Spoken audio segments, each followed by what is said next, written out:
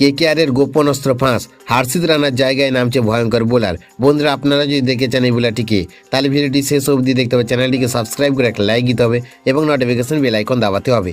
গত বছরের ব্যর্থতা বলে নতুন করে ঘুরে দাঁড়াতে মরিয়া কলকাতা নাইট রাইডার্স।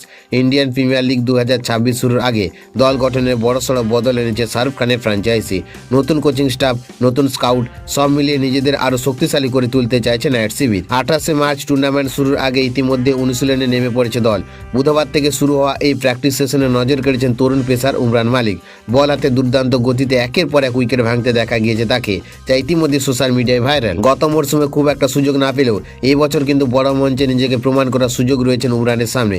বিশেষ করে হার্ষিত রানার অনুপস্থিতিতে দলের পেস আক্রমণের অন্যতম ভরসা উঠতে পারেন তিনি। অনুশীলনে তার পারফরমেন্স দেখে অনেকে মনে করছেন এইবার আইপিএলে ব্যাটারদের জন্য বড় বিপদ হয়ে উঠবেন এই স্পিড স্টার। সূচি অনুযায়ী 29 মার্চ মুম্বাইয়ের বিরুদ্ধে ওয়াংখেড়েতে প্রথম ম্যাচ খেলবে কেকেআর। নতুন লক্ষ্য, নতুন পরিকল্পনা, সব মিলে এবারের মরশুমে অন্য রূপে দেখা যেতে পারে নাইটদের।